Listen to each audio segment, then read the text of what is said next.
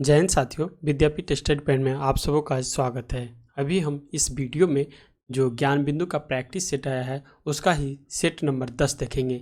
इससे पहले हम 9 सेट को जो है वीडियो जो है उसको यूट्यूब पर अपलोड कर दिए हैं, तो वहाँ जाके आप इसको देख सकते हैं, या तो प्लेलिस्ट में जाके आप सारे वीडियो एक साथ देख सकते हैं। ये देखेंगे तो बिहार पुलिस अवर निरीक्षक दरोगा नियुक्ति मुख्य परीक्षा का जो प्रश्न पत्र है इसका जो है हल दिया हुआ है। साथ ही इससे जो है बहुत सारा डिस्कशन के साथ आपको जो है कई सारे क्वेश्चन का डाउट भी क्लियर हो जाएगा। तो क्लास को ध्यान से देखिएगा। यदि चैनल को सब्सक्राइब नहीं किए हैं तो प्लीज़ चैनल को सब्सक्राइब कर लीजिए। आइए हम देखते हैं पहला क्वेश्चन। फर्स्ट क्वेश्चन इसमें देखेंगे, सूर्यास्त एवं सूर्योदय के समय सूर्य का आभासी चपटापन निम्न परिघटना के कारण होता है। तो किस कारण से होता है? तो ये देखेंगे अपरिवर्तन के कारण होता है। ठीक है, सूर्यास्त एवं सूर्योदय के समय सूर्य का आभासी चपटापन जो होता है अपरिवर्तन के परिघटना के कारण होता है। नेक्स्ट देखेंगे, इसका व्याख्या देखेंगे तो वायुमंडलीय अपरिवर्तन के कारण सूर्य हमें वास्तविक सूर्योदय से लगभग 2 मिनट पहले दिखाई देने लगता है तथा वास्तविक सूर्यास्त के लगभग 2 मिनट बाद तक दिखाई देता है। नेक्स्ट देखेंगे, वास्तविक सूर्यास्त का अर्थ होता है सूर्य द्वारा वास्तव में क्षितिज को पार करना।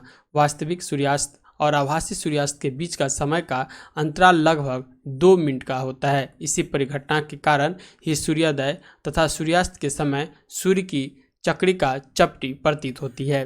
दूसरा क्वेश्चन देखेंगे, कह रहा है प्रथम विश्व युद्ध के दौरान जो है कौन सा देश 1915 में ब्रिटेन के खिलाफ केंद्रीय बलों में शामिल हुआ था? तो ये जो था बुल्गारिया था। प्रथम विश्व युद्ध में बुल्गारिया जो है 1915 में ब्रिटेन के खिलाफ केंद्रीय बलों में शामिल हुआ था। देखेंगे 28 जुलाई 1914 से 11 नवंबर 1918 तक चलने प्रथम विश्व युद्ध का महान युद्ध के नाम से भी जाना जाता है। प्रथम विश्व युद्ध मुख्य शक्तियों और मित्र देशों के मध्य लड़ा गया था। मित्र देशों में देखेंगे तो फ्रांस, रूस, ब्रिटेन जैसे शक्तिशाली देश शामिल थे। वर्ष 1917 के बाद संयुक्त राज्य अमेरिका भी मित्र देशों की ओर से युद्ध में शामिल हो गया।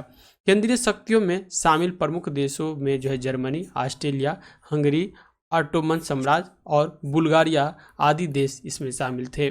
तीसरा नंबर क्वेश्चन देखेंगे, टिहरी बांध जो है नदिया के संगम पर स्थित है। तो टिहरी बांध जो है किन नदियों के संगम पर स्थित है? तो ये देखेंगे भागीरथी और भिलंगना नदी के संगम पर टिहरी बांध उपस्थित है। टिहरी बांध में लाभान्वित राज्यों में देखेंगे तो उत्तराखंड है। टिहरी बांध का उद्देश्य जल विद्युत परियोजनाओं से है। विष्णुप्रयाग में देखेंगे तो अलकनंदा और धौलीगंगा का संगम है। वहीं कर्णप्रयाग में अलकनंदा पिंडारी नदी का संगम है। रुद्रप्रयाग में अलकनंदा और मंदाकिनी के संगम है। वहीं देवप्रयाग में देखेंगे तो अलकनंदा और भागीरथी के संगम है, और यहीं से ये दोनों नदी मिल करके जो है किसका गंगा नदी का निर्माण करती है। ठीक है, तो ये देवप्रयाग से गंगा नदी का निर्माण होता है।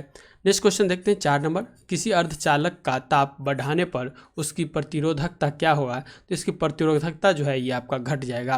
किसी अर्धचालक की ताप बढ़ाने पर उसकी प्रतिरोधकता जो है ये घटती है। अर्धचालक यानी सेमीकंडक्टर ऐसे पदार्थ जिसमें इलेक्ट्रॉनिक संरचना इस प्रकार की होती है कि कहीं इलेक्ट्रॉन मुक्त हो जाता है और कहीं जो है रिक्त या कठोर होल हो जाता है, अर्धचालक कहलाते हैं। ताप बढ़ने पर चालक की चालकता बढ़ती है परंतु प्रतिरोधकता जो होता है वो घट जाता है। अब 5 नंबर क्वेश्चन देखेंगे तो ये रीजनिंग से है। यदि कूट को मिलाएंगे तो मास्टर का जो हो जाएगा ये हो जाएगा PVR, ये डी नंबर आंसर हो जाएगा, इसको मिला लीजिएगा। नेक्स्ट देखते हैं, ये भी आपको मैथ से क्वेश्चन है, क्योंकि देखिए ये मेंस का क्वेश्चन है। तो मेंस में जो है ना 180 क्वेश्चन तो आपको GK GS को मिलेगा, और 20 क्वेश्चन जो होता है ये आपको मैथ से या रीजनिंग से जो है जुड़ी हुई क्वेश्चन रहता है। तो ये 20 क्वेश्चन आपको मैथ रीजनिंग का देखने को मिलेगा। तो इसमें मिलाएंगे तो इसका घन वाला क्वेश्चन दिया है, तो इसका आंसर डी यानी 36 हो जाएगा। नेक्स्ट आता है 7 नंबर। 7 में भी मैथ से जुड़ी हुई किसी में से कौन सी संख्या छोटी होगी, तो इसमें से मिलाएंगे तो ये आपका देखेंगे तो ये ए नंबर आंसर हो जाएगा 7/11। नेक्स्ट क्वेश्चन देखेंगे, 1799 में टीपू सुल्तान की मृत्यु के उपरांत मैसूर का राजा किसे बनाया गया? तो देखेंगे जो चौथा जो है मैसूरी आंग्ल युद्ध हुआ था, जिसमें 1799 में ही आपका टीपू सुल्तान का मृत्यु हो गया था। इसके बाद जो है कृष्णराज तृतीय वहाँ का शासक बना था।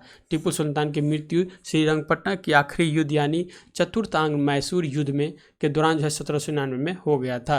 टीपू सुल्तान को शेर ए मैसूर के नाम से भी जाना जाता था।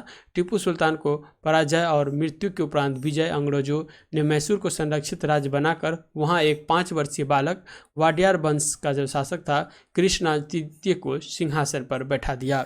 नेक्स्ट नॉर्मल क्वेश्चन देखते हैं, क्वार्टरजाइट का रासायनिक नाम क्या है? तो क्वार्टरजाइट का जो रासायनिक नाम होगा ये होगा सोडियम सिलिकेट होगा। ठीक है, तो ये देखिए क्वार्टरजाइट सिलिकॉन के एक भाग है और ऑक्सीजन के 2 भाग हो सिलिकॉन डाइऑक्साइड यानी SiO2 का यौगिक है। नेक्स्ट देखेंगे, क्वार्टरजाइट सिलिका की अधिक प्रचुरता वाला खनिज पदार्थ है। इसका प्रयोग कई उद्योग, महत्वपूर्ण कांच संग्रहालय, सोडियम सिलिकेट, सिलिकॉन, मिश्र धातु इत्यादि में किया जाता है। 10 नंबर क्वेश्चन देखेंगे, प्रत्येक राज्य से राज्यसभा के लिए चुने जाने वाले सदस्यों की संख्या किस अनुसूची द्वारा निर्धारित की गई है? तो ये आपका जो है चौथा अनुसूची, इसमें राज्यसभा के सीटों का आवंटन के बारे में दिया गया है। प्रत्येक राज्यों के राज्यसभा के लिए चुने जाने वाले सदस्यों की संख्या चौथी अनुसूची में निर्धारित की गई है। चौथी अनुसूची इसमें विभिन्न राज्य तथा संघीय क्षेत्रों की राज्यसभा के प्रतिनिधि का विवरण दिया गया है। पहली अनुसूची देखेंगे, इसमें भारतीय संघ घटक के 28 राज्य एवं संघ शासित प्रदेश जो 8 हैं क्षेत्र का उल्लेख किया गया है। 5वीं अनुसूची, इसमें विभिन्न अनुसूचित क्षेत्रों एवं अनुसूचित जनजाति के प्रशासन और नियंत्रण के बारे में कहा गया है। और 6ठी सूची में भी याद रखिएगा, 6ठी सूची में जो है ना पूर्वोत्तर का 4 राज्य असम, मेघालय, मिजोरम और त्रिपुरा विशेष दर्जा का जो दिया गया है अनुसूची 6 में दिया गया है। ठीक है, अब 10वीं अनुसूची देखते हैं। तो दल परिवर्तन के आधार पर निहरता के बारे में जो उपबंध है ये आपका 10वीं अनुसूची में दिया गया है। अब देखेंगे 11 नंबर मैथ का क्वेश्चन है, 540 के गुणनखंड का कुल संख्या कितनी होगी? तो यह आपका 24 होगा। ठीक है, नेक्स्ट देखेंगे, जालियांवाला बाग घटना किस वर्ष घटी हुआ था? तो ये हम जानते हैं रॉलेट एक्ट आया था 1919 में, और इसी के उपरांत जो है सो आपका काल बैसाखी के दिन अमृतसर के जालियांवाला बाग हत्याकांड का नेताओं देखेंगे तो किचलू और सत्यपाल की गिरफ्तारी के विरोध में शांतिपूर्ण सभा का आयोजन किया गया था। सभा स्थल के चारों ओर से ऊंची दीवारों से घिरा था। 2-4 फीट के दरवाजे के अलावा केवल एक जो है 7.5 फीट चौड़ा दरवाजा था। सभा स्थल पर उपस्थित अंग्रेज जनरल ओ डायर ने बिना कोई पूर्व सूचना या चेतावनी के भीड़ पर गोली चलवा दी, जिसमें करीब 1000 लोग मारे गए थे। लेकिन सरकारी रिपोर्ट के अनुसार 10 मिनट तक हुई गोलीबारी में करीब 389 व्यक्ति मारे गए और 1200 घायल हुए। ये लोग रॉलेट एक्ट या काला कानून 1919 का शांतिपूर्वक विरोध कर रहे थे। नेक्स्ट आता है, बांग्लादेश एक स्वतंत्र राष्ट्र बना था। तो ये आपको 1971 में बांग्लादेश जो है पूर्वी पाकिस्तान से अलग होके एक जो नया देश बना था उसका नाम है बांग्लादेश। बांग्लादेश की स्वतंत्रता देखेंगे तो 16 दिसंबर 1971 में प्राप्त हुई थी। इसकी आज़ादी से पहले यह देश पाकिस्तान का हिस्सा था। तो पाकिस्तान 2 हिस्से में था, कौन कौन? पश्चिमी पाकिस्तान और पूर्वी पाकिस्तान।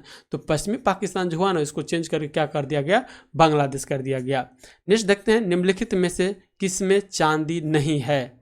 तो चांदी किस में नहीं है? तो ये देखेंगे तो जर्मन सिल्वर जानते होंगे आप, चांदी नहीं है क्योंकि जर्मन सिल्वर में चांदी, तांबा, ये जर्मन चांदी में तांबा, जस्ता और निकेल का मिश्रण होता है, लेकिन इसमें चांदी नहीं होता है। ठीक है, कभी कभी इसमें लेड और टीन भी मौजूद होता है। मूल रूप से इसमें चमकीले सफ़ेद रंग के कारण इसका यह नाम रखा गया है, लेकिन इसमें चांदी नहीं होता है। किसमें? जर्मन सिल्वर में। नेक्स्ट देखते हैं, निम्नलिखित में से कौन सा एंजाइम मानव शरीर में स्टार्च पाचन से संबंधित है? तो ये होगा एमाइलेज हो जाएगा। एमाइलेज मानव शरीर के स्टार्च के पाचन से संबंधित है। एंजाइम एक तरह का प्रोटीन है जो कोशिकाओं के अंदर पाया जाता है। एंजाइम मानव शरीर में केमिकल रासायनिक प्रतिक्रियाओं को तेज करने में मदद करता है। नेक्स्ट देखते हैं, एंजाइम भोजन को पचाने, मांसपेशियों के बनाने और शरीर में विषाक्त पदार्थ खत्म करने के साथ शरीर के हजारों कामों को करने के लिए आवश्यक होते हैं। एमाइलेज एंजाइम काइम की शेष मंड स्टार्च को घुलनशील शर्करा में परिवर्तित कर देती है। मंड देखेंगे तो एमाइलेज जो कि माल्टोज में कन्वर्ट करता है। 16 नंबर मैथ का क्वेश्चन दिया है, ये आपका परसेंटेज का क्वेश्चन हो जाएगा, तो इसको सॉल्व करेंगे तो इसका आंसर 80 हो जाएगा। नेक्स्ट देखेंगे, फिर से आपको मैथ का ही त्रिकोणमिति का क्वेश्चन दिया गया है, तो इसका आंसर मिलाएंगे तो इसका सी हो जाएगा। ठीक है, देखेंगे तो एक का जो होगा, एक का बी हो जाएगा साइन थीटा, वहीं 2 का मिलाएंगे तो सी हो जाएगा कॉस थीटा, और 3 का देखेंगे तो ये हो जाएगा टैन थीटा। नेक्स्ट आता है 18 नंबर क्वेश्चन, हमारे देश में निम्नलिखित में से कौन सी धान की आर्द्र, बामन एवं उच्च उत्पादन वाली किस्म है? तो ये देखेंगे जया है। धान की प्रमुख किस्में में आते हैं तो जमुना आता है, करुणा आता है, जया आता है, पद्मा आता है, कांची आता है, कृष्णा, कावेरी, हंसा, पूसा सुगंधा 5, माही सुगंधा, वाला, रत्ना, ये सब जो है आपका धान का प्रमुख किस्म है। गेहूं के प्रमुख किस्म में देखेंगे तो कल्याण, सोना, सोनालिका, राज 3077 और अर्जुन, ये सब जो है गेहूं का प्रमुख किस्में हैं।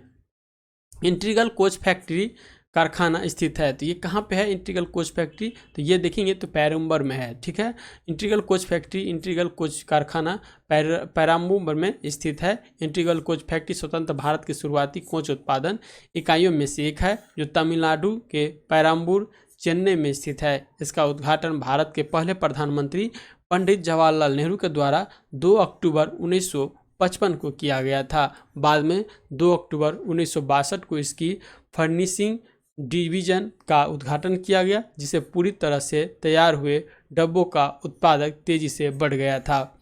नेक्स्ट आता है 20 नंबर क्वेश्चन, देखेंगे निम्नलिखित में से कौन से प्रधानमंत्री ने राज्य के मुख्यमंत्री के रूप में कार्य नहीं किया है? तो ये आपका चंद्रशेखर जी जो हैं, ये मुख्यमंत्री के रूप में नहीं कार्य किए, डायरेक्ट ये प्रधानमंत्री बने थे।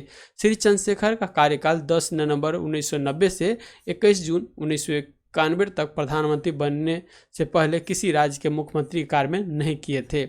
देश में अब तक कुल 6 ऐसे प्रधानमंत्री हुए जो प्रधानमंत्री नियुक्त होने के पूर्व किसी राज्य के मुख्यमंत्री थे। यथा देखेंगे तो मोरारजी देसाई जो कि बम्बई, और प्रधानमंत्री काल इसका देखेंगे तो 24/3/77 से 28/7/79 तक था।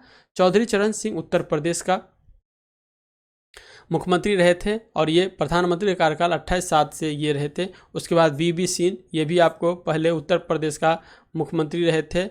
बीबी नरसिम्हा राव, ये भी आपका जो है आंध्र प्रदेश के पहले मुख्यमंत्री रहे थे, उसके बाद प्रधानमंत्री बने। उसके बाद देखेंगे HD देवगौड़ा, ये कर्नाटक के मुख्यमंत्री रहे हैं, उसके बाद प्रधानमंत्री बने हैं।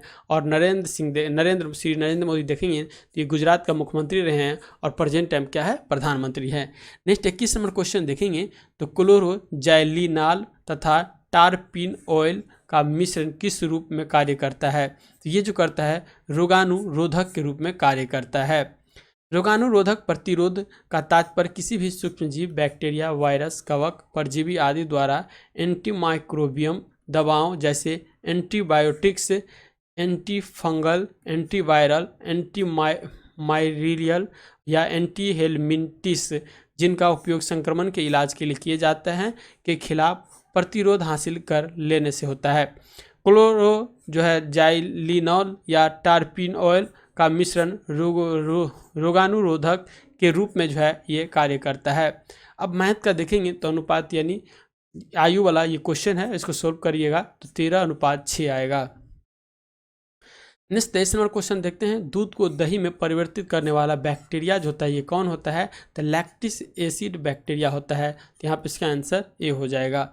सूक्ष्मजीव जैसे लैक्टोबेलियस तथा अन्य जिसमें समानतः लैक्टिक एसिड बैक्टीरिया कहते हैं दूध में वृद्धि करते हैं, उससे दही में परिवर्तित कर देता है। वृद्धि के दौरान लैक्टिक एसिड बैक्टीरिया अम्ल उत्पन्न करता है जो दूध प्रोटीन को संकेंद्रित तथा आंशिक रूप में जो है पचा देता है। दही की थोड़ी सी मात्रा निवेश द्रव्य अथवा आरंभक के रूप में ताजे दूध में मिलाया जाता है, जिसे निवेश द्रव्य में लाखों करोड़ों की संख्या में लैक्टिक एसिड बैक्टीरिया होते हैं, जो उपयुक्त ताप पर कई गुना वृद्धि करते हैं और परिणाम स्वरूप दूध को दही में बदल दिया जाता है। 24 नंबर क्वेश्चन देखिएगा, इसमें कह रहा है निम्नलिखित में से कौन सा अनुवांशिकता रूपांतरित खाद्य पादप है? तो ये देखेंगे सुनहरा धान हो जाएगा। नेक्स्ट आता है इसका डिस्कशन देखते हैं। ऐसे पौधे, जीवाणु, कवक व जंतु जिनमें जीन्स हस्तकौशल द्वारा परिवर्तित किए जा चुके हैं, अनुवांशिकता रूपांतरित जीव, जेनेटिकल मॉडिफाइड ऑर्गेनाइजेशन कहलाते हैं।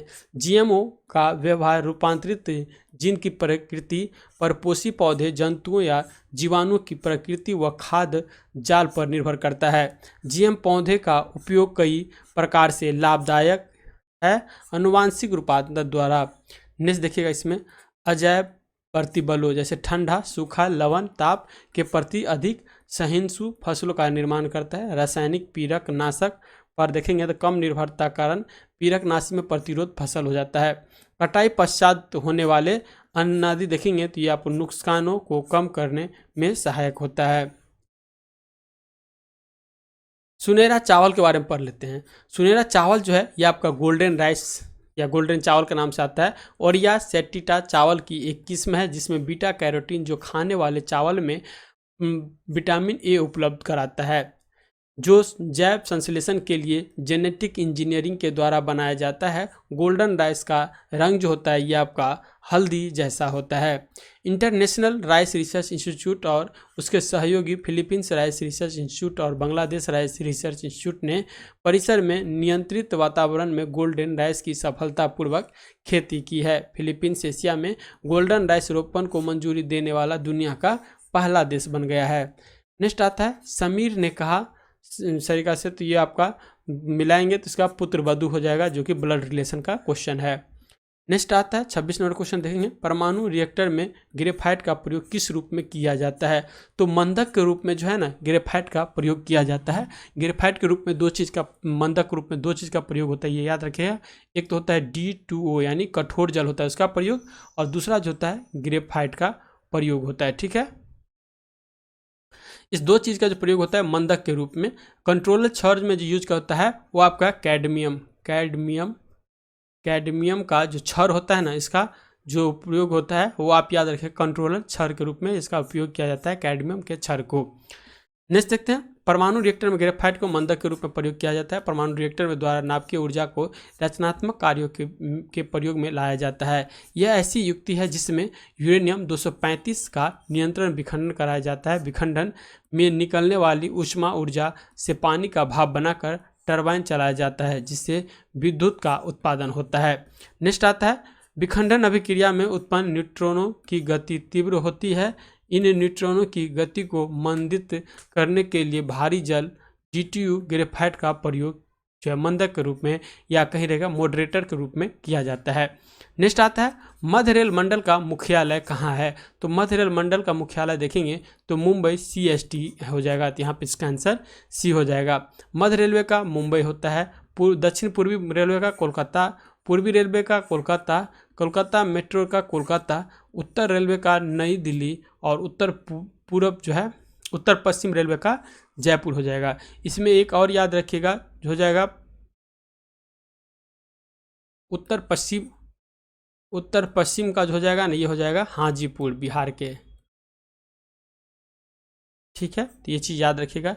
नेक्स्ट आता है 28 नंबर क्वेश्चन, आयरन की कमी से क्या होता है? तो आयरन की कमी से एनीमिया हो जाता है। ठीक है, एनीमिया, आयरन की कमी से शरीर में हीमोग्लोबिन की कमी हो जाती है, और हीमोग्लोबिन कम होने से शरीर में ऑक्सीजन की कमी होने लगती है। इसकी वजह से कमज़ोर, थकान महसूस होती है। इसी स्थिति को एनीमिया कहते हैं। विटामिन B1 थायमिन की कमी से बेरी नामक रोग हो जाता है। विटामिन D कैल्सिफेरॉन की कमी से रिकेट्स बच्चों में होता है। रिकेट्स बच्चों में क्या होता है? रिकेट्स हो जाता है। ऑस्टियोमोलस जो होता है ये आपको वयस्क में हो जाता है। ये दोनों जो है विटामिन D के कमी से होता है। विटामिन C की कमी से एस्कॉर्बिक एसिड जो होता है, विटामिन C का नाम है रासायनिक, और इसकी कमी से स्कर्वी नामक रोग हो जाता है। नेक्स्ट आता है, भूमध्य रेखा निम्नलिखित में से किस देश के मध्य से नहीं गुजरता है? तो यहाँ पे बताना है भूमध्य रेखा, जो जानते होंगे भूमध्य रेखा हमारे भारत के मध्य से नहीं गुजरता है, जबकि ब्राज़ील, सोमालिया और केनिया, सोमालिया और केनिया जो हो गया ये आपका अफ्रीकन कंट्री है, अफ्रीकन कंट्री हो गया। और ये याद रखिए ब्राज़ील ये आपका दक्षिणी अमेरिकन के कंट्री हो गया। ठीक है, इस जगह से गुजरता है, जबकि भारत से नहीं गुजरता है। भूमध्य रेखा 13 देश से होकर गुजरता है, जिसमें Ecuador, Colombia, Brazil, Gabon, Congo गणराज्य, लोकतांत्रिक कांगो गणराज्य, Uganda, Kenya, Somalia, Maldives, Indonesia, Kiribati से होके गुजरती है। इसका ट्रिक जो है ना हम यूट्यूब पर अपलोड कर दिए हैं, तो आप वहाँ मेरे वीडियो के चैनल पर जा करके आप जो है इसका ट्रिक से भूमध्य रेखा, कर्क रेखा, विषुवत भूमध्य रेखा, कर्क रेखा, मकर रेखा और जो है भारत से ग्रीनविच रेखा जो गुजरती है, इसमें 5 राज्य से गुजरती है, ये सारे हम ट्रिक से बता दिए हैं, तो आप वहाँ जाके इसको देख सकते हैं, तो ये याद हो जाएगा। 30 नंबर क्वेश्चन देखिएगा, भाखड़ा नांगल बांध किस नदी पर बना है? तो ये जो बना है सतलज नदी पे बना है भाखड़ा नांगल बांध। भाखड़ा नांगल बांध देखेंगे तो नदी सतलज लाभांती राज्य में पंजाब, हरियाणा और राजस्थान है। उद्देश्य जो उसका है जल विद्युत एवं सिंचाई है। यह संसार का सबसे ऊंचा गुरुत्वीय बांध है जो कि 226 मीटर ऊंचा है। नेक्स्ट आता है 31 नंबर, जोग जलप्रपात स्थित है। तो जोग जलप्रपात स्थित है, यह आपका शरावती नदी पे कर्नाटक में स्थित है। जोग जलप्रपात गरसोप्पा जलप्रपात के नाम से भी जाना जाता है, जो शरावती नदी पे स्थित है। यह कर्नाटक के शिवमोगा जिले में स्थित है। इसकी ऊंचाई 253 मीटर है, या देखेंगे तो 829 फीट है। इसकी औसतन चौड़ाई देखेंगे 472 मीटर है। यह नोहकलकाई जलप्रपात के बाद भारत का दूसरा सबसे बड़ा जलप्रपात है। 32 नंबर क्वेश्चन देखते हैं, जहां आरा द्वारा लिखी शेख मुहिद्दीन चिश्ती की जीवनी है, तो इसमें से कौन है? तो मुनीस अल अरवा है। तो यहाँ पे इसका आंसर ये हो जाएगा। जहां आरा द्वारा लिखित शेख मुहिद्दीन चिश्ती की जीवनी मुनीस अल अरवा है। जहां आरा बेगम साहेब शाहजहां और मुमताज महल की सबसे बड़ी बेटी थी। उन्होंने चिश्ती संप्रदाय के संस्थापक मुहिद्दीन चिश्ती की जीवनी लिखी, जिसका शीर्षक मुनीस अल अरवा था। साथ ही मुल्ला शाह की जीवनी, जिसका शीर्षक रिसालाह ए शाही ब्याह था, जिसमें देखेंगे तो उन्होंने उनके द्वारा दीक्षा का भी वर्णन किया था। नेक्स्ट क्वेश्चन आता है, महात्मा गांधी ने असहयोग आंदोलन कब वापस लिया था? तो ये जो लिया था फरवरी 1922 में लिया था, क्योंकि चोरा चोरी कांड हो जाने के कारण 5 फरवरी को चोरा चोरी कांड हो गया, और उसके बाद कहा जाता है 12 फरवरी 1922 को जो है इसको वापस ले लिया था। कलकत्ता में कांग्रेस के विशेष अधिवेशन 1922 के पास हुआ असहयोग आंदोलन संबंधी प्रस्ताव दिसंबर 1920 में नागपुर में हुए कांग्रेस के वार्षिक अधिवेशन की पुष्टि कर दी थी। नेक्स्ट आता है 12 फरवरी 1922 को बरदोली में हुई कांग्रेस के बैठक में असहयोग आंदोलन को समाप्त करने का निर्णय लिया गया और आंदोलन समाप्त हो गया था। नेक्स्ट आता है नामदफा राष्ट्रीय उद्यान जो है स्थित कहाँ पे है? तो आप जानते होंगे अरुणाचल प्रदेश में नामदफा राष्ट्रीय उद्यान है। नेक्स्ट क्वेश्चन देखते हैं 35 नंबर, नक्काशीदार कांच के लिए निम्नलिखित में से किस अम्ल का उपयोग किया जाता है? तो ये किया जाता है HF का। नक्काशीदार कांच के लिए हाइड्रोफ्लोरिक एसिड का उपयोग किया जाता है। नक्काशीदार कांच के लिए जो है HF अम्ल का उपयोग किया जाता है। इनका जो अन्य नाम में देखेंगे तो फ्लोरोहाइड्रिक हाइड्रोनियल फ्लोराइड, यह जल में जो है हाइड्रोजन का विलयन होता है। किस संवैधानिक संशोधन अधिनियम के द्वारा राष्ट्रपति के लिए संवैधानिक संशोधन विधेयक पर सहमति देना अनिवार्य कर दिया? तो ये आपका 24वां जो संशोधन था। देखते हैं 24वां संविधान संशोधन द्वारा राष्ट्रपति के लिए संवैधानिक संशोधन विधेयक पर सहमति देना अनिवार्य कर दिया गया। यह 5 नवंबर 1971 को अस्तित्व में आया था। 24वें संविधान संशोधन ने मौलिक अधिकारों में संशोधन करने के लिए संसद की शक्ति में जो है वृद्धि की। संसद संविधान की मूल संरचना को बदले बिना अनुच्छेद 378 के तहत संविधान में संशोधन कर सकती है। नेक्स्ट आता है सोन नदी का उद्गम स्थल कहाँ है? तो सोन नदी का जो उद्गम स्थल है यह आपका अमरकंटक चोटी है, और वहीं से कहा जाता है नर्मदा नदी भी निकलती है। ठीक है, सोन नदी मध्य प्रदेश के मैकाल पहाड़ी के अमरकंटक श्रेणी से निकलकर पटना के पास गंगा में मिल जाती है। सोन नदी मध्य प्रदेश, उत्तर प्रदेश और बिहार राज्य में बहती है। नेक्स्ट है मैथ के क्वेश्चन 38 नंबर, इसको सोल्व करेंगे तो इसका आंसर जो आएगा 4.04% आ जाएगा। नेक्स्ट आता है पूगा घाटी स्थित है। तो पूगा घाटी आपको लद्दाख में स्थित है। नेक्स्ट आता है चोंगथोन घाटी में लद्दाख के दक्षिण पूर्वी भाग में स्थित पूगा घाटी इस क्षेत्र के सबसे महान प्राकृतिक आश्चर्यों में से एक है। इसके प्रचुर मात्रा में सल्फर, बोरेक्स और अन्य खनिज तत्व के भंडार के अलावा पूगा घाटी अपने कई झरनों और मिट्टी के फूलों के लिए लद्दाख में घूमने का स्थान में से एक है। 40 नंबर क्वेश्चन देखेंगे, कौन सा जनपद 6ठी एवं 4वीं शताब्दी ईसा पूर्व में के मध्य में सबसे शक्तिशाली महाजनपद बना था? तो ये जो था मगध जनपद। ठीक है। मगध जनपद का राजधानी कहाँ था? तो राजगीर या गिरिभज था, जिसे बाद में कहाँ बना दिया गया उदयन के द्वारा? पाटलिपुत्र बना दिया गया था। नेक्स्ट देखते हैं 41वां क्वेश्चन, बंगाल में अमला का अधिकारी होता था, तो किसका अधिकारी अमला होता था? तो ये देखेंगे तो जमींदार का, ठीक है। यहाँ पे इसका आंसर डी हो जाएगा। नेक्स्ट आता है, बंगाल में लगान वसूलने के समय जमींदार का एक अधिकारी, जिसे आमतौर पर अमला कहा जाता था, गांव से कर लगान वसूल करता था। दीवान देखेंगे तो ईस्ट इंडिया कंपनी 12 अगस्त 1765 को बंगाल का बंगाल की दीवान बनी। दीवान के रूप में कंपनी अपने नियंत्रण वाले क्षेत्र के मुख्य वित्तीय प्रशासन बन गई। कंपनियों को भूमि का प्रशासन करने और अपने राजस्व संसाधनों को व्यवस्थित करने की आवश्यकता थी। नेक्स्ट आता है जोतदार। बंगाल में जोतदार गांवों के अमीर किसान थे। गांवों में जोतदार शक्ति जमींदारी ताकत की अपेक्षा अधिक प्रभावशाली होती थी। जमींदारी के विपरीत जो शहरी इलाके में रहते थे, जोतदार गांवों में ही रहते थे और गरीब ग्रामवासियों के काफ़ी बड़ा वर्ग पर सीधे अपने नियंत्रण का प्रयोग करते थे। जमींदार द्वारा गांवों की जमा लगान को बढ़ाने के लिए किए जाने वाले प्रयत्नों को वे घोर प्रतिरोध करते थे। इसके बारे में ही दिया हुआ है सारा। तो यहाँ देखेंगे जैसे कंपनी का राज हुआ, तो कंपनी के राज के बाद किसका हो गया? जमींदार का। जमींदार क्या होगा? अपने गाँव को नियंत्रण में रखता था। और इसके बाद जो आता है, जैसे यहाँ देखिए सिक्किम रैयत हो गया, तो रैयत किसका हुआ था? रैयत हम कहते हैं किसान को, ठीक है, किसान को रैयत कहा जाता है। इसके बाद जो आता था, तो ये जो जाते थे उसके जोतदार लेते थे, तो यहाँ पर धनवान रैयत होता था और व्यापारी और महाजन यानी साहूकार भी। और यहाँ पे सिक्किम जी यहाँ पे भी किसान होता था, तो ये रैयत को देता था, दोनों दिया हुआ और ये दोनों अंग्रेज को पहुँचाता था, जो होता कर होता था। अब काल रेखा देखेंगे तो 1765 में इंग्लिश ईस्ट इंडिया कंपनी ने बंगाल के दीवान प्राप्त किया था। कब? 1765 में। 1773 में देखेंगे तो ईस्ट इंडिया कंपनी के क्रियाकलापों को विनियमित करने के लिए ब्रिटिश पार्लियामेंट द्वारा रेगुलेटिंग एक्ट पारित किया गया 1773 में। उसके बाद 1793 में देखेंगे तो बंगाल में इस्तेमारी बंदोबस्त को लागू किया गया था 1793 में। 1800 के दशक में देखेंगे तो संथाल लोग राजमहल की पहाड़ियों में आने लगे और वहाँ बसने लगे थे। 1818 में देखेंगे तो बम्बई दक्कन में पहला राजस्व बंदोबस्त जो है इसे लागू किया गया था। उसके बाद देखेंगे 1820 के दशक में तो कृषि कीमतें गिरने लगी थी। कब? 1820 के दशक में। 1840 व 1850 के दशक में देखेंगे तो इस समय में बंबई दक्कन में कृषि विस्तार की धीमी प्रक्रिया होने लगी थी। 1855 से 56 में देखेंगे तो संथालों की बगावत जो था ये स्टार्ट हो गया था 1855 से 56 में, ठीक है। और इसी को ही संथाल का ही जो है चर्चा आपको मिलेगा किसमें?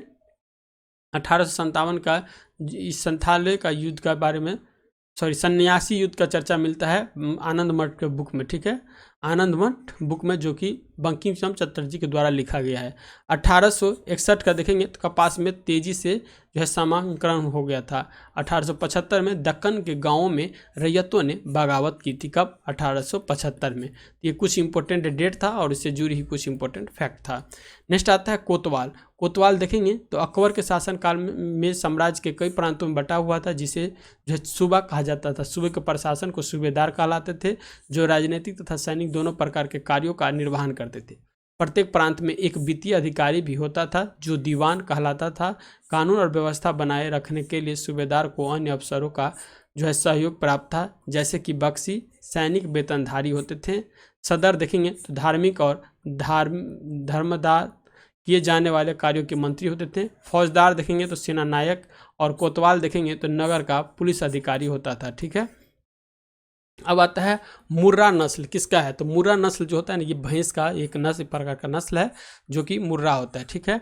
मुर्रा नस्ल भैंसों की मांग बहुत ज़्यादा है क्योंकि ये सबसे अधिक दूध उत्पादन करने वाली भैंस में से एक है।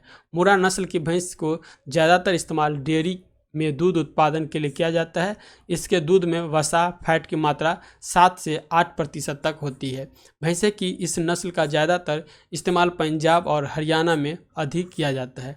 43 नंबर क्वेश्चन देखेंगे तो 1946 में भारत आए कैबिनेट मिशन में कितने सदस्य थे? तो 3 सदस्य थे, तो इसमें कौन कौन सदस्य थे ये देखते हैं। तो कैबिनेट के 3 सदस्यों में Sir Stafford Cripps, Lord Pethick Lawrence जो कि कैबिनेट के मिशन के सचिव था, तथा AB अलेक्जेंडर थे। ठीक है, तो ये 3 सदस्य थे। 44 नंबर क्वेश्चन देखेंगे, निम्नलिखित में से कौन सा अकबर के काल का भूमि का वर्गीकरण नहीं था। तो ये देखेंगे तो कौन सा नहीं था, तो जानते हैं पोलज था, पडोती था, बंजर था, जबकि जबीरा ये नहीं था। तो यहाँ पर इसका आंसर डी हो जाएगा। अब देखिएगा तो पोल जो देखेंगे तो जिसे हर वर्ष जो है खेती की जाती है, इसे पोजल या पोलज कहा जाता था। प्रति देखेंगे तो जब भूमि पर बुआई न करके उसे फिर से उर्वरता प्राप्त करने के लिए बिना बोए छोड़ दिया जाता था, उसे प्रति कहते थे। चाचर होता था जिसे 3-4 वर्षों तक बिना बोए छोड़ा जाता था, इसे चाचर कहते थे। बंजर यह 4-5 वर्षों तक या उससे अधिक समय तक जो है बिना बोए पड़ी रहती थी, उसे हम बंजर कहते थे। किस समय में? अकबर के समय में। नेक्स्ट आता है 45वां क्वेश्चन देखिएगा, तो जैन धर्म का 23वां तीर्थंकर कौन था। तो ये आपका पार्श्वनाथ था, जैन धर्म का 23वां तीर्थंकर। पार्श्वनाथ जैन धर्म के 23वां तीर्थंकर थे। ऋषभदेव जैन धर्म के प्रथम तीर्थंकर थे। नेमिनाथ जी जो थे ना, ये 21वें तीर्थंकर थे। और महावीर स्वामी ये आपको 24वां तीर्थंकर रहे थे, महावीर स्वामी। और इसका याद रखिएगा, चिन्ह एक याद रहता है, सिंह जो आता है ये सिंह है, महावीर स्वामी का चिन्ह आता है। नेक्स्ट आता है सड़क सीमा संगठन BRO की स्थापना कब हुई थी। तो ये आपको 1960 में BRO की स्थापना हुई थी, जो कि 7 मई 1960 में हुई थी। सड़क सीमा संगठन BRO ने 7 मई 2019 को अपना 59वां स्थापना दिवस मनाया है। ठीक है, 1960 में स्थापना के बाद 2 से लेकर 19 परियोजनाओं के साथ आगे बढ़ रहा है। इसके द्वारा किए गए कार्यों ने देश के दूरस्थ इलाकों में क्षेत्रीय अखंडता और सामाजिक आर्थिक उत्थान को सुनिश्चित किया है।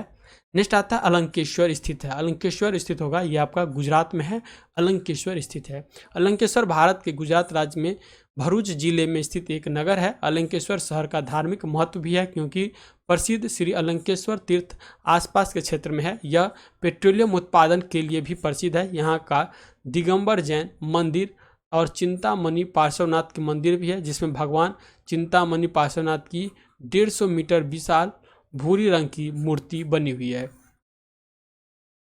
48वां क्वेश्चन देखिएगा, तो अवध राज्य का अंतिम शासक था। तो अवध राज्य का अंतिम शासक आपका वाजिद अली शाह था। तो यहाँ पे इसका आंसर ये हो जाएगा, अवध राज्य का अंतिम शासक जो रहा ये वाजिद अली शाह रहा। वाजिद अली शाह अवध का राज्य का अंतिम शासक थे। वाजिद अली शाह 13 फरवरी 1847 से 11 फरवरी 1856 तक अवध के 10वें और आखिरी नवाब बने थे। ये मैथ का क्वेश्चन है, भी वेग से, सॉरी मैथ बोल रहे हैं, ये आपका फिजिक्स का क्वेश्चन है।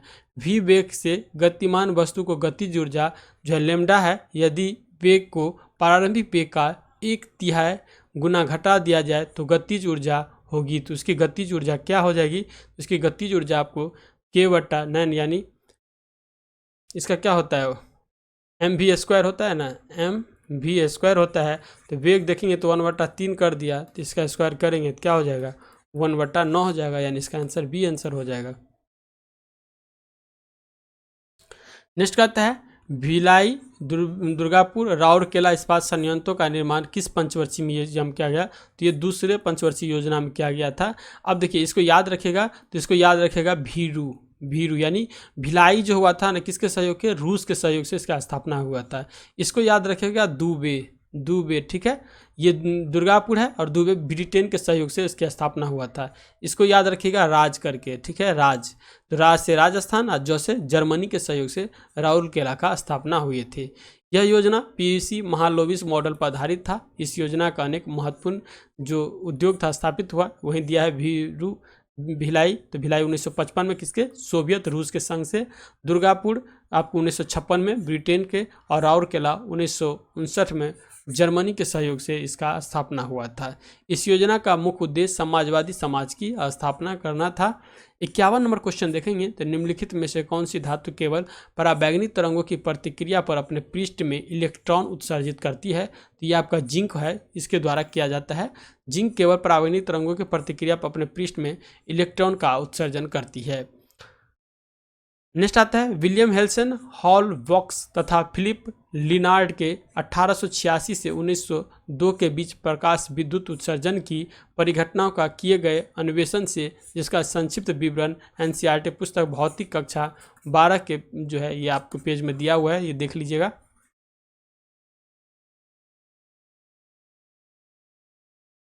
इसका डिस्कशन कुछ ज़्यादा ही डीपली दे दिया है। नेक्स्ट आता है आपको रीजनिंग का 52 नंबर क्वेश्चन। यदि कोई बिंदु से पी किलो देखेंगे तो ये बनाएंगे तो इसका क्वेश्चन डी आएगा, दक्षिण दिशा में मुड़ जाएगा।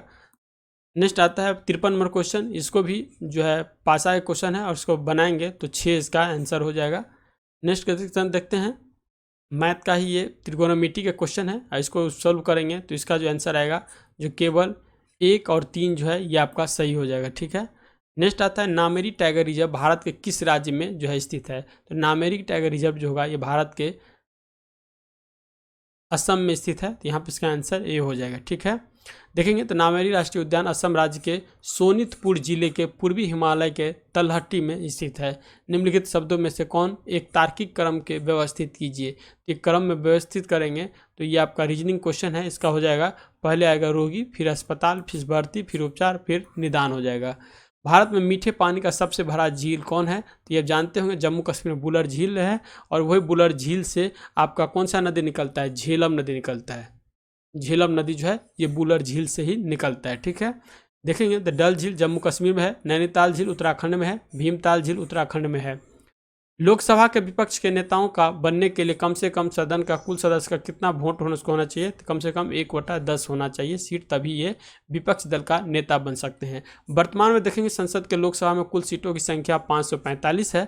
वर्तमान में 104वां संविधान संशोधन 2019 द्वारा 2 एंग्लो इंडियनों मनोनीत को समाप्त कर दिया गया है। लोकसभा के विपक्ष नेताओं का एक महत्वपूर्ण पद होता है, वह विभिन्न सरकारी कार्यालयों के नियुक्तियों में शामिल होता है। ठीक है। नेक्स्ट आता है एक आर्द्र या नम दिन के सुबह यदि कोमल अपने पादप को उसके तने के आधार पर तेजी से ब्लड के क्षैतिज रूप पर काटते हैं तो तना के कट्टे स्थान का विलेन को बूंद के रिश्त कर निकल लगती है। यह कारण होता है किसका? तो यह कारण होता है मूल दाब का। ठीक है। तो इसका आंसर डी हो जाएगा। नेक्स्ट क्वेश्चन देखिएगा, क्वेश्चन नंबर 60 आता है। क्वेश्चन नंबर 60 कर रहा है सल्तनत काल के दौरान दीवान अर्ज क्या था? तो दीवान अर्ज बलबन के द्वारा शुरू किया गया था, जो एक क्या था? सैन्य विभाग था। ठीक है। तो इसको याद रखिएगा, बलबन के द्वारा शुरू किया गया और ये एक तरह का सैन्य विभाग था। दीवान अर्ज सैन्य विभाग, दीवान मुस्तखराजी राजस्व विभाग, दीवान बिजारत वित्त विभाग, दीवान इंसा पत्राचार विभाग और दीवान रसालत ये जो था विदेश विभाग था। ये प्रमुख विभाग है, इससे एक क्वेश्चन हमेशा बनता है, तो इसको ही याद रखिएगा। नेक्स्ट आता है पिटली द्वीप पक्षी अभ्यारण्य स्थित है, तो ये आपका लक्षद्वीप में स्थित है। लक्षद्वीप जो है एक क्या है? मूंगा निर्मित द्वीप है। ठीक है। भारत का सबसे पुराना पक्षी अभ्यारण्य वेंथांगली पक्षी अभ्यारण्य तमिलनाडु में स्थित है। भारत का सबसे छोटा पक्षी अभ्यारण्य जो है मयूरेश्वर वन्यजीव अभ्यारण्य, ये आपको महाराष्ट्र में स्थित है। बॉम्बे नेचुरल हिस्ट्री सोसाइटी के अनुसार भारत में लगभग 72 पक्षी अभ्यारण्य है। नेक्स्ट आता है लक्षद्वीप मालाबार तट के पास अरब सागर में स्थित परवाल निक्षेपों से बना यह द्वीप है। कौन? लक्षद्वीप। लक्षद्वीप इस द्वीप को लकाद्वीप, मिनिकॉय और अमीन द्वीप के नाम से भी जाना जाता है। 1973 ईस्वी में इसका नाम लक्षद्वीप रखा गया था। यह देखेंगे तो 8 डिग्री से 12 डिग्री उत्तरी अक्षांश तथा 71 डिग्री से 74 डिग्री पूर्वी देशांतर के मध्य 32 वर्ग किलोमीटर में फैला हुआ है। अगाती जो है इसकी एकमात्र द्वीप है जहाँ पे हवाई अड्डा है।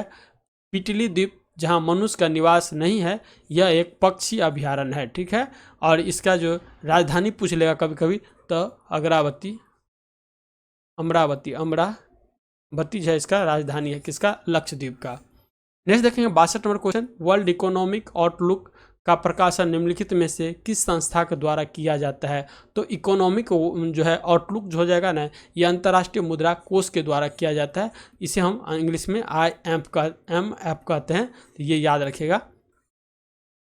इसका हेडक्वार्टर पूछ लेगा कहीं कहीं, तो कभी ये इसका हेडक्वार्टर जो है आपका वाशिंगटन DC में। ठीक है। यहाँ देखते हैं अंतर्राष्ट्रीय मुद्रा कोष की कल्पना पहली बार 1944 में संयुक्त राष्ट्र संघ द्वारा आयोजित ब्रिटेन वुड्स सम्मेलन में की गई थी। तो यहाँ से ये क्वेश्चन आता है, तो ब्रिटेन वुड्स सम्मेलन में याद रखेगा IMF की पहली बार परिकल्पना की गई थी। इस सम्मेलन का आयोजन संयुक्त राज्य अमेरिका के न्यू हैम्पशायर नामक शहर के ब्रेटन वुड्स नामक स्थान पर किया गया था। ब्रेटन वुड्स सम्मेलन में अंतर्राष्ट्रीय मुद्रा कोष के साथ ही अंतर्राष्ट्रीय पुनर्निर्माण एवं विकास बैंक यानी IBRD के गठन की भी कल्पना की गई थी। अंतर्राष्ट्रीय पुनर्निर्माण एवं विकास बैंक विश्व बैंक समूह के महत्वपूर्ण संस्था है। नेक्स्ट आता है ब्रेटन वुड्स सम्मेलन के निर्णय अनुसार अंतर्राष्ट्रीय मुद्रा कोष की औपचारिक स्थापना 27 दिसंबर 1945 को संयुक्त राज्य अमेरिका के वाशिंगटन शहर में हुई थी, लेकिन इसका वास्तविक रूप जो है 1 मार्च 1947 को कार्य करना प्रारंभ कर दिया था। अंतर्राष्ट्रीय मुद्रा कोष में वर्तमान 190 सदस्य है। अंडोरा जो है अंतर्राष्ट्रीय मुद्रा कोष के सदस्य बनने वाला सबसे नया देश यानी 190वां देश जो होगा ये आपका अंडोरा होगा। क्रिस्टीना जॉर्जेवा वर्तमान में अंतर्राष्ट्रीय मुद्रा कोष की प्रबंधक निदेशक है। इन्होंने क्रिस्टीना लागार्डे की जगह ली है। इसके प्रथम प्रबंधक निदेशक कैमिल गट बने थे। नेक्स्ट आता है अंतर्राष्ट्रीय मुद्रा कोष की जिम्मेदारियां देखेंगे तो अंतर्राष्ट्रीय मौद्रिक सहयोग को बढ़ावा देना, सभी सदस्य देशों के आर्थिक विकास के लिए अंतर्राष्ट्रीय व्यापार को संतुलन विकास को सुविधाजनक बनाना, सदस्य देशों के मुद्रा विनिमय दर की स्थिरता को बढ़ावा देना। ठीक है, सदस्य एक मिनट।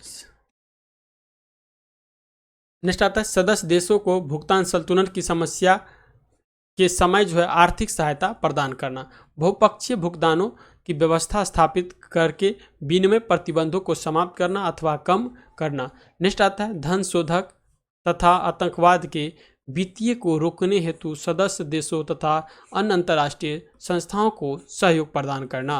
नेक्स्ट देखेंगे तो विश्व में गरीबी को कम करने के लिए प्रयास करना किसका काम है? IMF का, जिसका हेडक्वार्टर वाशिंगटन DC है, ये याद रखिएगा। नेक्स्ट आता है 63 नंबर क्वेश्चन, यह क्रिया जिसके एक आर्किड अधिपादप की तरह एक वृक्ष पर आता है वो कहलाती है, तो वह स्वभोजिता कहलाती है। नहीं, यह देखेंगे तो यह एक जिसमें एक आर्किड अधिपादप की तरह एक वृक्ष आता है उसे स्वभोजिता कहते हैं। नेक्स्ट क्वेश्चन देखेंगे तो 64 नंबर क्वेश्चन कह रहा है प्राचीन भारत में जंगलवासी किस नाम से जाने जाते थे? तो ये आपको निषाद के नाम से जाने जाते थे। प्राचीन भारत में जंगलवासी निषाद के नाम से जाने जाते थे। महाभारत के आदि पर्व से एक कहानी उद्भत है। एक बार ब्राह्मण द्रोण के पास जो कुरु वंश के राजकुमारों को धनु विद्या की शिक्षा देते थे। एकलव्य नामक वनवासी निषाद शिकारी समुदाय आया। द्रोण जो धर्म समझते थे उसे शिष्य के रूप में स्वीकार करने से मना कर दिया। एकलव्य ने वन में लौटकर मिट्टी से द्रोण की प्रतिमा बनाई और यही कहानी यहाँ पे दिया हुआ है, तो इतना इम्पोर्टेंट यह है नहीं।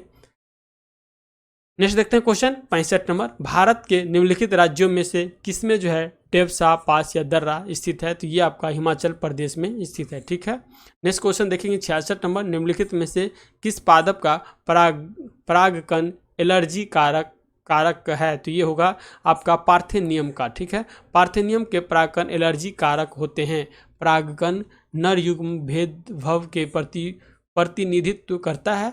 हिबिस्कस या किसी अन्य पुष्प के फूले परागकोश को छूने पर हमारे उंगलियों में पीले रंग का पाउडर जैसे परागकण मिलते हैं। एक कांच के स्लाइड पर एक बूंद पानी डालकर उस पर परागण छिड़क कर सूक्ष्मदर्शी में देखकर पता चलता है कि विभिन्न प्रकार के प्रजातियां के परागकण विन्यास, आकार, रूप, रंग एवं बनावट भिन्न दिखते हैं।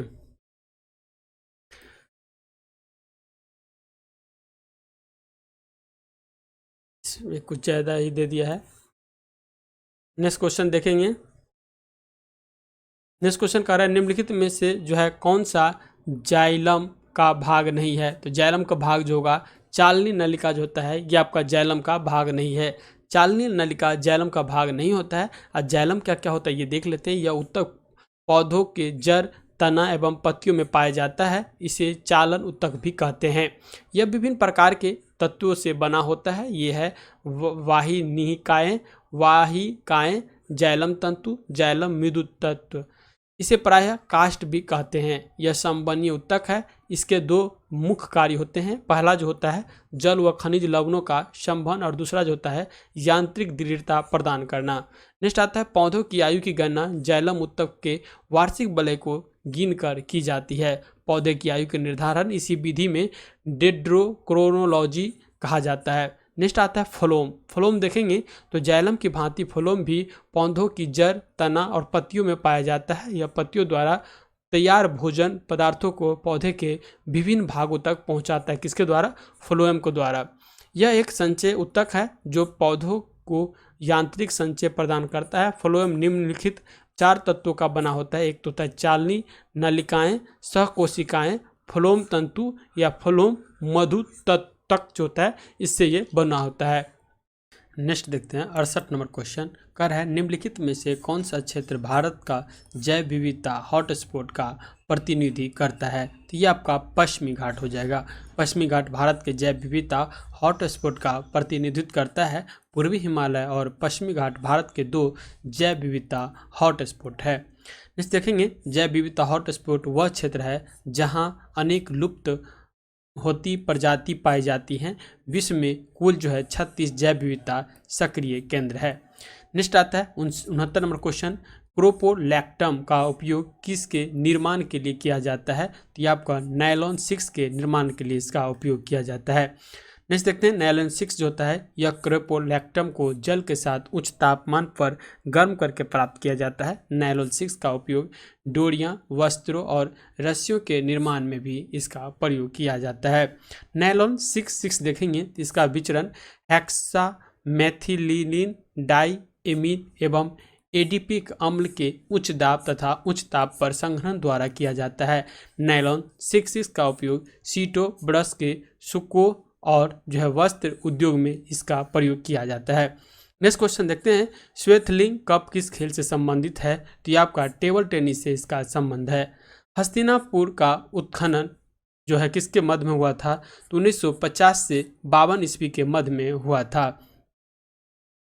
देखेंगे तो 1950 से 52 ईस्वी में भारतीय पुरातात्विक के पितामह प्रोफेसर बीबी लाल ने हस्तिनापुर में एक टीले का उत्खनन किया था।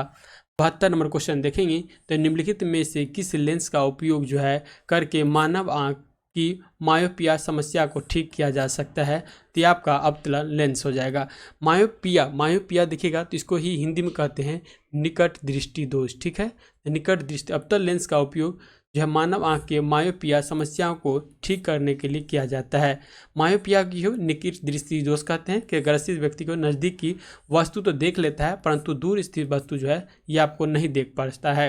निकट दृष्टि दोष के निवारण के लिए अवतल लेंस का प्रयोग किया जाता है। मैथ का क्वेश्चन दिया है, इसको सॉल्व करिएगा तो इसका आंसर आएगा 4 बार, यानी बी आंसर हो जाएगा। निम्न में से कौन सा वस्तु हड़प्पा स्थल से प्राप्त नहीं हुआ है? तो ये देखेंगे तो सूती वस्त्र जो है हड़प्पा स्थल से प्राप्त नहीं हुआ है। हड़प्पा स्थल से प्राप्त नहीं हुआ है। सूती वस्त्र का प्रमाण जो है ये आपका मोहनजोदड़ो से मिला है। हड़प्पा पाकिस्तानी के मोंटगोमरी जिले में रावी के बाएं तट पर स्थित था। 1921 में दयाराम साहनी ने इस स्थल की खोज की। हड़प्पा सभ्यता से पॉटरी, बर्तन, गहने, त्राम, शीशा प्राप्त हुए हैं। 75 नंबर क्वेश्चन देखते हैं निम्न श्रेणियों में से कौन सी पश्चिमी घाट का भाग नहीं है? तो ये आपका देखेंगे तो कामेट हो जाएगा। ये पश्चिमी घाट का भाग नहीं है क्योंकि कामेट जो है ना एक चोटी है और ये हिमालय पर्वत पर श्रेणी में है। यह कुमाऊं हिमालय के उत्तराखंड में स्थित एक चोटी है। पश्चिमी घाट जिसे सह्याद्री पहाड़ी के रूप में भी जाना जाता है, वनस्पतियों और जीवों के अपने समृद्ध और अद्वितीय संयोजन के लिए भी इसे हम जानते हैं। पश्चिमी घाट पर्वत उत्तर में ताप्ती नदी के बाएं तट से दक्षिण में जो कन्याकुमारी अंतरीप तक 1600 किलोमीटर की लंबाई में विस्तृत है। नेक्स्ट देखते हैं पश्चिमी घाट की ऊंचाई 1000 से 1300 मीटर है। यह प्रायद्वीपीय पठार का भ्रंश कगार है। इसकी ऊंचाई उत्तर से दक्षिण की ओर बढ़ती जाती है। दक्षिण की ओर पश्चिमी घाट पर्वत नीलगिरी के पहाड़ी द्वारा पूर्वी घाट से मिल जाता है। पश्चिमी घाट को महाराष्ट्र, गोवा, कर्नाटक के सह्याद्री के नाम से भी जाना जाता है। अनायमुडी, पालनी, कार्डमम पश्चिमी घाट के ही भाग हैं। कामेट पर्वत शिखर उत्तराखंड में स्थित है। 76 नंबर क्वेश्चन देखेंगे किस वर्ष में केंद्र सरकार ने रेल बजट को आम बजट के साथ मिला दिया? तो यह आपको 2017 में मिला दिया था। भारत सरकार ने 21 सितंबर 2016 को आम बजट के साथ रेल बजट का विलय का मंजूरी दी और 17 में इसको मिला दिया। यह जो है विवेक देबराय समिति के सिफारिश पर विलय कर दिया। 1 फरवरी 2017 को पहला संयुक्त बजट संसद में पेश किया गया था। रेल बजट को आम बजट से एक्वार्थ समिति के द्वारा 1924 से 25 में इसे जो है अलग किया गया था। 77 नंबर देखेंगे, कृष्णदेवराय ने अपनी माता के नाम पर विजयनगर के समीप किस उपनगर की स्थापना किया? तो यह आपका नगलापुरम का स्थापना किया था। कृष्णदेवराय जो था तुलुक वंश का महान शासक था। बाबरनामा में विजयनगर के शासक कृष्णदेव राय का उल्लेख किया गया है और बाबरनामा जो लिखा गया है किसके द्वारा? बाबर के द्वारा। नेक्स्ट देखेंगे, एक गैस जो है इसे CaO, इसी को ही बिना बुझा हुआ चूना कहते हैं, के साथ क्रिया करते हैं परंतु NaHO3 के साथ नहीं करती। वो गैस कौन सा है? तो ये आपका हो जाएगा क्लोरीन गैस, जो कि Cl2 होता है। देखिएगा, क्लोरीन को CaO के साथ क्रिया तो करते हैं परंतु NaHCO के साथ नहीं करते हैं। नेक्स्ट आता है, इसमें लुप्त को खोजना है, कौन सा जो है लुप्त इसमें होगा, तो इसका आंसर 8 हो जाएगा। मैथ का क्वेश्चन या रीजनिंग का क्वेश्चन है। ये देखिएगा रीजनिंग का क्वेश्चन है, तो इसको मिलाएंगे तो इसको भरेंगे तो इसका हो जाएगा ये वाला डी आंसर हो जाएगा। नेक्स्ट क्वेश्चन आता है, भारत के नियंत्रण एवं महालेखा परीक्षण को उसके पद से हटाने की प्रक्रिया नियम किसके समान है? तो ये देखेंगे, उच्चतम न्यायालय के न्यायाधीश के जिस तरह से हटाया जाता है उसी तरह से है जो हम लोक लेखा महान्यायाधीश का भी हटाया सकता है। संविधान के भाग 5 के अनुच्छेद 148 से 151 तक भारत के नियंत्रण एवं महालेखा परीक्षक से संबंधित उपबंधों का वर्णन किया गया है। अनुच्छेद 148 के अंतर्गत भारत के नियंत्रण महालेखा परीक्षक की नियुक्ति राष्ट्रपति द्वारा की जाती है, जो 6 वर्ष या 65 वर्ष आयु तक जो पहले हो सके। देखेंगे, इसे पद से हटाने की प्रक्रिया वही है जो उच्चतम न्यायालय के न्यायाधीश के हटाने की प्रक्रिया यानी महाभियोग के द्वारा। नियंत्रण महालेखा परीक्षक सार्वजनिक धन का संरक्षण का होता है। यह केंद्र सरकार के लेखा एवं संबंधित प्रतिवेदों को राष्ट्रपति को देता है। राष्ट्रपति कैग के प्रतिवेदन को प्रत्येक सदन के पटल पर रखवाते हैं। कैग संसद की लोक लेखा समिति का मित्र भी कहा जाता है। नेक्स्ट आता है शब्द सेरीकल्चर। सेरीकल्चर किससे संबंधित है? तो रेशम के उत्पादन से सेरीकल्चर का संबंध होता है। विश्व में रेशम का प्रचलन सर्वप्रथम चीन से प्रारंभ हो गया था। रेशम उत्पादों में भारत का स्थान जो है चीन के बाद दूसरा है।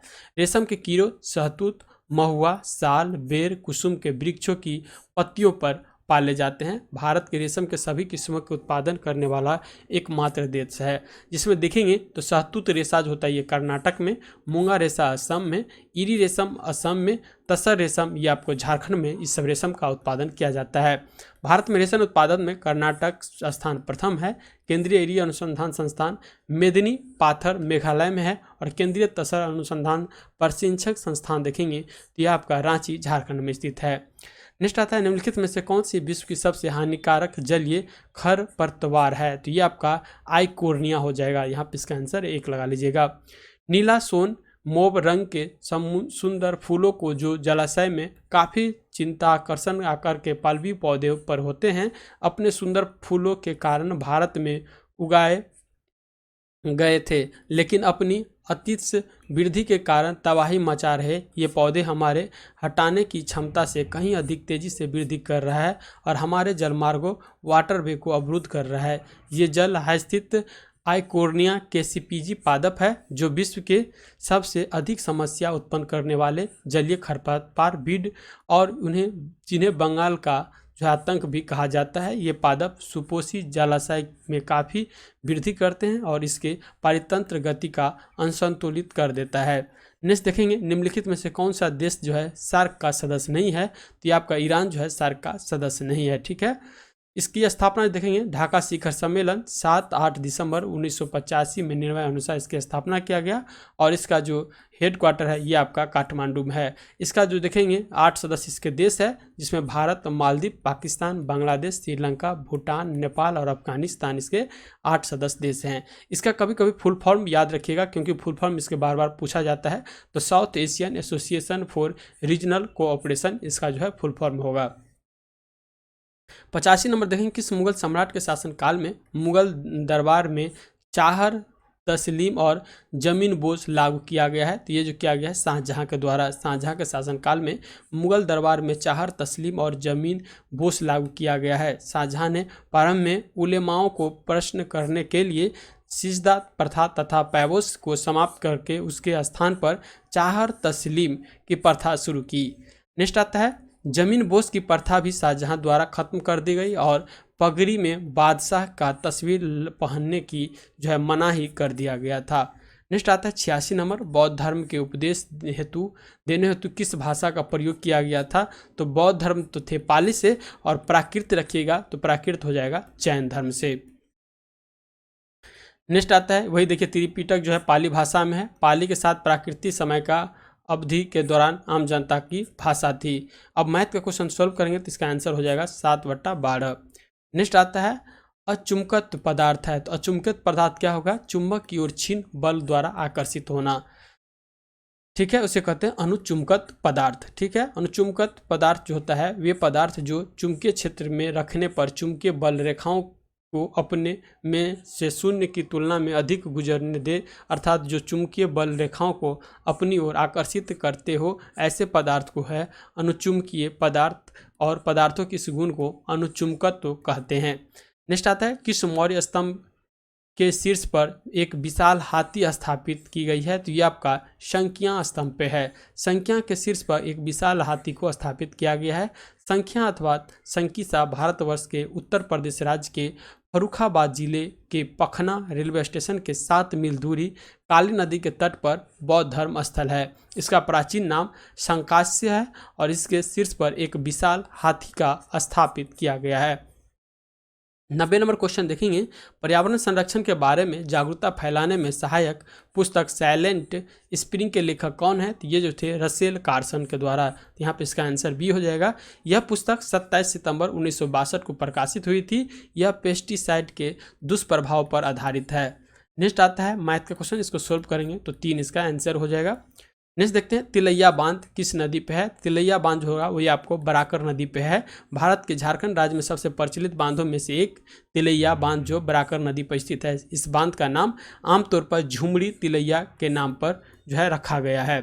तिलैया बांध 21 फरवरी 1953 को बना दामोदर नदी में आने वाले विशालकाय बाढ़ को रोकने के लिए बनाया गया है। बराकर नदी दामोदर की मुख्य सहायक नदी है। इसकी लंबाई देखेंगे तो 225 किलोमीटर है। इसका उद्गम पदमा के पास हजारीबाग झारखंड में हुआ है।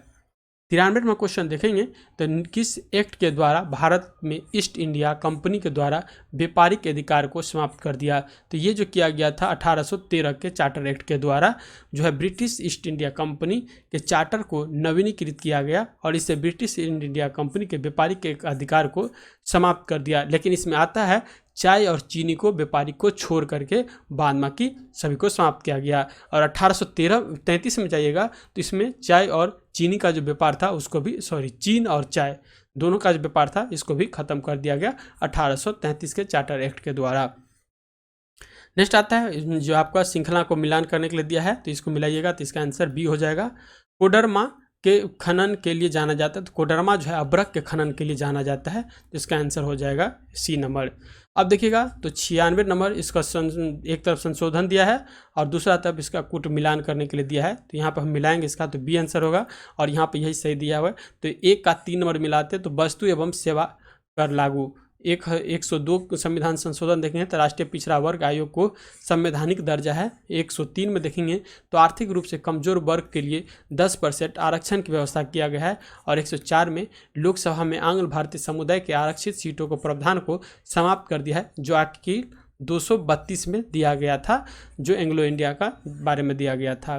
निम्नलिखित में से कौन सा कथन प्रत्यावर्ती धारा के लिए सही नहीं है। तो ये आपको देखेंगे तो इसका परिमाण समान रहता है। इसका परिमाण समान रहता है यह कथन सही नहीं है। प्रत्यावर्ती धारा एक ऐसी धारा है जिसका परिणाम एवं दिशा समय के साथ बदलता रहता है। यह धारा पहले एक दिशा में शून्य से अधिकतम व अधिकतम से शून्य तथा फिर विपरीत दिशा में शून्य से अधिकतम व अधिकतम से शून्य हो जाता है। इसे प्रत्यावर्ती धारा का एक चक्र साइकिल यह कहते हैं। 98 में क्वेश्चन बनाएंगे सोल्व करिएगा तो इसका आंसर 4991 रहेगा।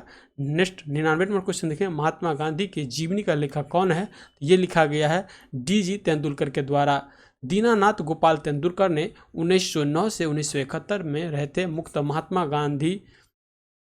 महात्मा लाइफ ऑफ मोहनदास करमचंद गांधी अंग्रेजी में नाम से महात्मा गांधी की 8 खंडों में लिखी जीवनी के लिए जाने जाते हैं। नेक्स्ट आता है रेगुर मिट्टी के इस नाम से भी जाने जाते हैं। तो रेगुर मिट्टी होता है, इसको हम काली मिट्टी के नाम से भी जानते हैं, इसे कह सकते हैं तो कपासी मिट्टी के नाम से भी जानते हैं, इसे कहते हैं तो चिरोनोजम मिट्टी के नाम से भी जानते हैं। ठीक है, काली मिट्टी का रंग काला होता है, इसे रेगुर मिट्टी के नाम से जानते हैं। चूंकि यह कपास उगाने के लिए उपयुक्त है इसीलिए इसे कपासी मिट्टी या चिरोनोजम मिट्टी के नाम से भी जानते हैं। तो इस तरह से हम 100 क्वेश्चन का जो मुख्य परीक्षा का क्वेश्चन था इसका डिस्कशन कर दिए हैं। तो मिलते हैं नेक्स्ट सेगमेंट में या नेक्स्ट टेस्ट में।